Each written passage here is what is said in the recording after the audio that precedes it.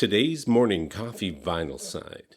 Steve Martin, a wild and crazy guy, 1978.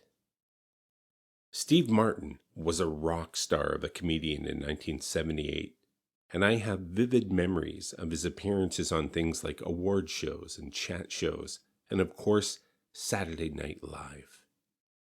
His stand-up of the day can best be described as absurdist.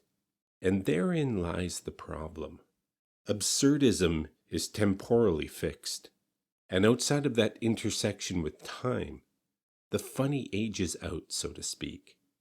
The experience of what was absurd and therefore funny in 1978 is almost inaccessible to us today. It's definitely a you had to be there kind of thing.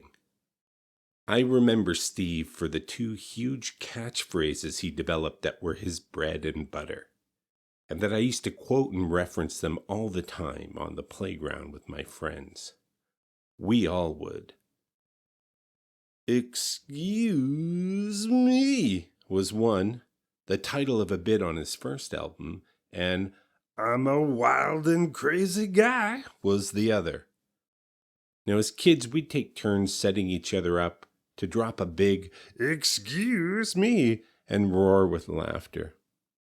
The best was when we could orchestrate an opportunity to drop the line on some poor unsuspecting adult. We were annoying as hell. If we'd have had TikTok back then, we would have been public menaces. Steve was always smart. It was something he couldn't hide. And behind the goofy persona, fueled by his sharp wit, was a fierce social critic. But there was also an element of simmering contempt just below the surface to his comedy. Both by design, it was part of his persona, but it was also inescapably real. Think Jerry Seinfeld in this way. Steve was a bit of a prick, or perhaps a better word for it would have been a jerk. But there's no denying how effective those early catchphrases were and how deeply they propagated through the culture of the day.